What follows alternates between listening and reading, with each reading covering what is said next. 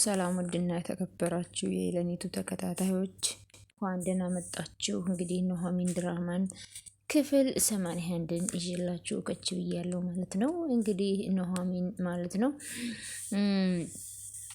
ነፍሰ ጡር ናት ማለት ነው። እንግዲህ የልጇ አባትም እንግዲህ ኤርሚያስ ነው ማለት ነው። እንግዲህ ቤተሰብ ሁሉ አልሰማም።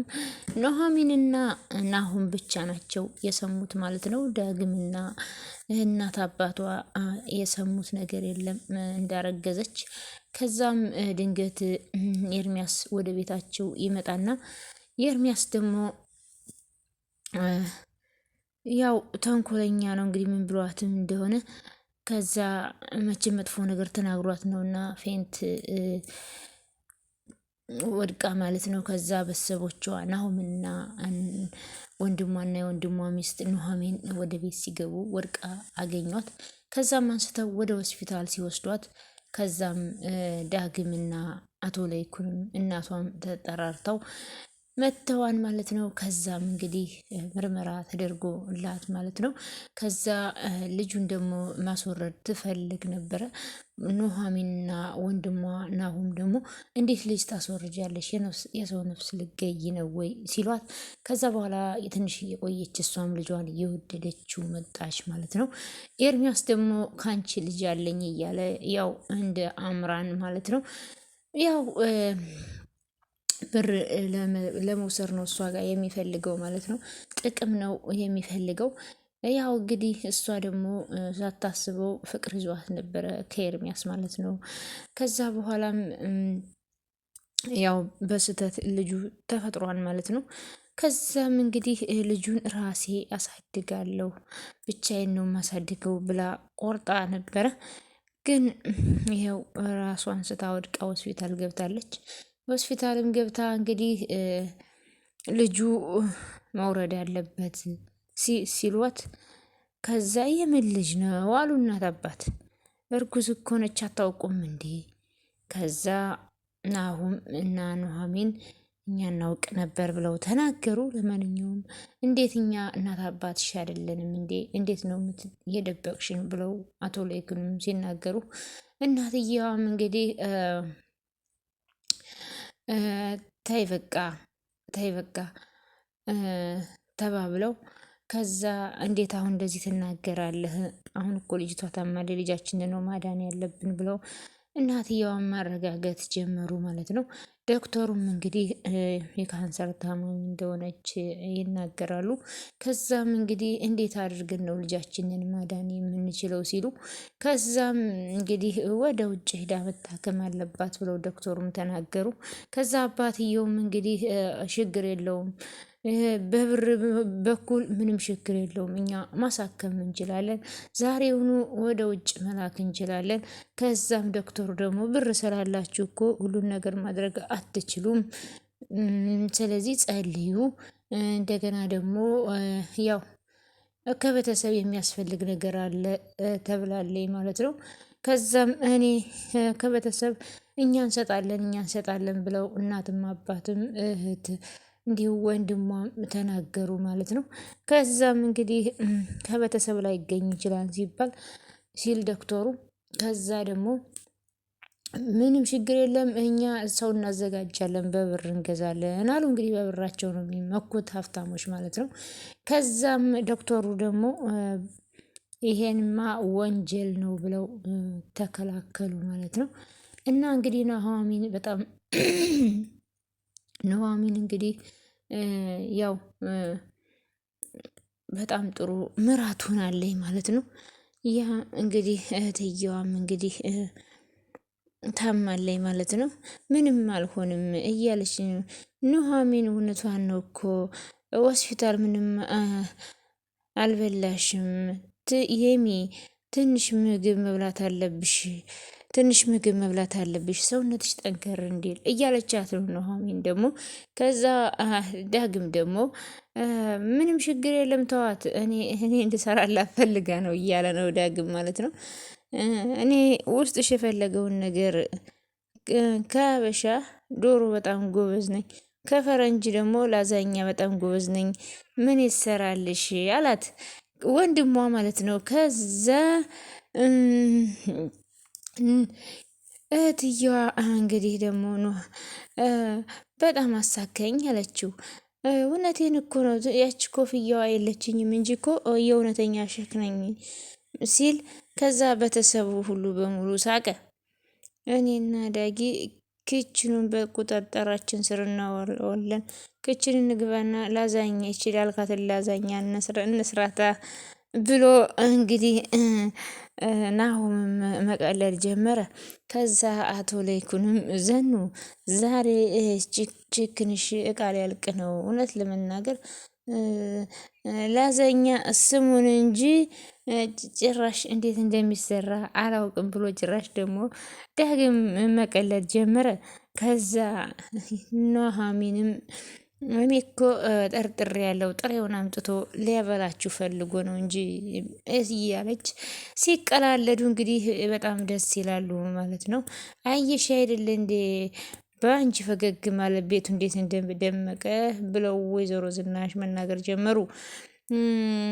ምን ዋጋ አለው ታዲያ ምኝታ ቤት የወሰዱኝና እኔ መተኛ ትፈልጋለሁ ስትል እናንተ እኮ ልጄ ልትገሉብኝ ነው የምትፈልጉት። ሌላ የፈለጋችሁትን ነገር አድርጉ፣ ልጄ ግን በህይወት ተውልኝ ስትል ትጠይቃለች ማለት ነው ለቤተሰቦቿ። ከዛ አቶ ለይኩንም ደግሞ ተይ እንጂ ልጃችን ተረጂን እንጂ እኛ እኮ አንቺን ለማትረፍ ነው ልጁን ማስወረድ የምንፈልገው እንጂ ፈልገን ከፈጣሪ ጋር መጣላት ፈልገን አይደለም። ዶክተሮቹ ደግሞ ልጁ ጽንሱ ካልወረደ አንቺ ደህና አትሆኝም። ስለዚህ አንቺ መጀመሪያ ጤናሽን መጠበቅ አለበት ብለው ሲሏት፣ ቆይ ግን ለምንድን ነው የኔን ስሜት የኔን ስሜት የማትረዱኝ ብላ ስትል ከዛን አሁንም ደግሞ ትንሿ ጭንቀትሽን ስለምንረዳ እኮ ነው ይኸው ከጎንሽ ሆነን አይንሽን እያየን ያለ ነው ስትል የምትረዳኝ ከሆነ ነገረኛ እኔ ልጅ ወልጄ ማቀፍ እፈልጋለሁ። ነገሩ ድንገት ቢፈጠርም እኔ ግን ልጅ ማቀፍ እፈልጋለሁ። የኔ ውድ የሁሉ ቤተሰብ እኮ አንቺ ነው የተጨነቀ ያለው ሲላት ዳግም አውቃለሁ እናንተ ግን ልሰሙኝ ፈቃደኛ አይደላችሁም። በቃ ይሄን ያህል ስላስጨነቅኳችሁ በጣም ይቅርታ። አንቺ እኮ ምንም ጥፋት የለብሽም ልጄ። አባዬ ይህን ብቻ እስኪሽ በለኝ። የኔ ፍላጎት ይሄና ይሄ ብቻ ነው። እባካችሁ ልጄን አትግደሉብኝ ስትል ከዛ ወይዘሮ ዝናሽም ደግሞ እኛም እኮ ልጅሽን ብንተውልሽ ደስ ይለን ነበረ፣ ግን ያለን ምርጫ ነው። ስለዚህ አንቺን ማትረፍ ስንችል ያው ልጁ ይሞታል። አይ ደግሞ ስለዚህ ለጽንሱ ብለን አንቺን ማጣት የለብንም። ዋናዋ አንቺ ነሽ የኔ ልዕልት። ወንድምሽን ታምኔዋለሽ አይደለም? ይህ ሊሆን ግድ ነው ስል ናሆም ይጠይቃን። ከዛ ልጅቷ ደግሞ እናንተ በኔ ሰውነት መወሰን አትችሉም ስትል ከዛ ኑሃሚን ደግሞ በጣም አዘነች። በጣም ተክዛ እየተጨናነቀች ከዛ ወይዘሮ ዝናሽም ማልቀስ ጀመሩ ማለት ነው። እዛ የሚያደርጉት ሁሉ አጡ ማለት ነው። እንግዲህ ልጁም እንዳይወርድ እንግዲህ ልጁም እንዳይወርድ እንዲወርድ አትፈልግም። እሷም ልጇ አይውረድብኝ ብላ እንዳለችው የእሷን ሀሳብ እንዳይሰሙ ያው እንግዲህ ልጅቷ ደግሞ አደጋ ላይ ትወድቃለች ማለት ነው።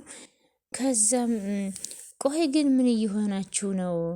ጭራሽ እኮ አንተ የምታወራውን አጣህ። ጭራሽ ተወቃሽ ነኝ እማዬ። እዚህ ሚስጥር መቼ ነው የሚያበቃው? እማዬ ልጅቷ ስለታመመች እንጂ በዚህ ድብቅነታችሁ ብዙ ነገር ነው የሚፈጠረው ብሎ ናሁም ከወይዘሮ ዝናሽ ጋር ከእናቱ ጋር ሲጨቃጨቅ፣ አቶ ላይኩን ደግሞ በመስኮቱ ነው እያዳመጡ። ቆይ ግን አልገባኝም፣ ምንድን ነው የምትለው? ምን ሰምተው ነው እንዴት እየተናደድክብኛለሁ? ስለ ዳግም አባት ሁሉንም ነገር አውቄያለሁ አለ። ከዛም ይቅርታ አባዬ አይደለ የዳግምን አባት የገደለው? ቆይ እንደዚህ አይነት የማይረባ ነገር ከየት ነው የሰማኸው? ሁሉንም ነገር ከሰው ነው እንዴ የምሰማው ስለ ራሴ? ቆይ ግን እኔ ሁሉንም ነገር ከሰው ነው እንዴ የምሰማው? የቤቴንም ጉዳይ የራሴንም የሁሉንም ነገር ከሰው ነው የምሰማው። ለምንድን ነው እኔ እንደ ቤተሰብ ሁሉንም ነገር እየሰማሁት የሄደለሁት? ቆይ ከእናንተ መቼ ነው ደህና ነገር የምነግሩኝ? ብሎ መበሳጨት ጀመረ። መቼም ይህን ቤት ካላፈረሰችው እንቅልፍ አይወስዳትም አይደለ? ይሄን ሁሉ የተናገረችው አምራን ናት ብሎ ወይዘሮ ዝናሽ መናገር ጀመሩ። ቆይ ግን እንዴት ልሁን? ይህኔ ልጅ አባት አልገደለውም፣ እኔ ነኝ የገደልኩት አለች። ከዛም አይሆንማ እማ አንቺማ አትገልይም አላት። ከዛ እንግዲህ ወይዘሮ ዝናሽ ደግሞ አባትየውን እንግዲህ ገዳይ ላለማስባለት አባትህ አልገደለም እኔ ነኝ የገደልኩት ብላ ስትዋሽ፣ ያው እንግዲህ ለባሏ ስትወግን ማለት ነው። እንግዲህ ራሷን አሳልፋ ገልጣ ልትሰጥ ነው ማለት ነው። ከዛም አይሆንም ማለት ጀመረ። አቶ ለይኩንም በተደብቀው እየሰሙ ነበር። እኔ ራሴ ነኝ በመሳሪያ ተኩሽ የገደልኩት። ምን አይነት ጨካኝ ብኮይ ነው የሰው ልጅ ላይ እንደዚህ ታደርጊያለሽ? ጨክንኩም መራራሁም እውነቱን ስለነገርኩ የፈለከውን ነገር አድርግ፣ ፖሊስ ጥራና አሳስረኝ። እማዬ ናሁም እባክህን ስማኝ፣ ሁሉም ነገር ያደረግኩት እኔ ነኝ። አባት ግድያው ላይ የለበትም፣ ሰንበተውን እንድቀብረው ብቻ ነው የረዳኝ ብላ መናገር ጀመረ። እንግዲህ ከዛም አቶ ለይኩንም አፋቸው እንጂ ነው እየሰሙ ነበረ። ቆይ የዳግምን አባት አንቺ ነበርሽ የገደልሽው? ይህንን ታሪክ አንተ ባታስታውሰኝ ኑሮ እኔ እየረሳሁት ነበረ። ይህን ሁሉ ነገር ነው እያወቅሽ ዳግም አባቴን እያለ ሲሰቃይ ዝም ያልሽው ብሎ መናገር ጀመረ። ቆይ ግን ሲሰቃይ ታዲያ እኔ ነኝ አባትህን የገደልኩት ብዬ መናገር ነበረብኝ ብለው ወይዘሮ ዝናሽ ለናሁም ሲናገሩ፣ እንዴት አንቺ ጸጸት አይሰማሽም? ይህን ሁሉ ወንጀል አድርገሽ እንደ በኮንፊደንስ ታወሪያለሽ እንዴት አይሰማሽም? ሲላት ከዛም እንዳልተሰማኝ የታወክ ታዲያ እየዞርኩኝ የልጅን አባት ገደልኩት መናገር ነበረብኝ ወይ? እና በአንቺ ምክንያት ነው አባዬ፣ በአንቺ ምክንያት ነው ራሱን በጸጸት ሲቀጣ የነበረው። ያጠፋሁትን ጥፋት እሱ ነበር ሲጸጸት የነበረው። ያው የኔ ልጅ ስለዚህ አባት አይደለም እኔ ነኝ የገደልኩ ብላ እንግዲህ የአባትየውን ወንጀል ለሷ ወደ እሷ አድርጋ ሸፍናለች ማለት ነው። ለማንኛውም ወይዘሮ ዝናሽ ያው ራሳቸውን አሳልፈው ለመከራ ሰጥተዋል ማለት ነው። እንግዲህ አቶ ለይኩን በግርምት ሲያዳምጡ ነበር። እንግዲህ የሚሆነውን እናያለን። አቶ ለይኩን እኔ ነኝ ይላሉ ወይስ ወይዘሮ ዝናሽ እኔ ነኝ እንዳሉት ይቀራል? ለማንኛውም ላይክ እና ሼር ሰብስክራይብ እያደረጋችሁ አበረታቱኝ። ስለነበረን ቆይታ ከልባ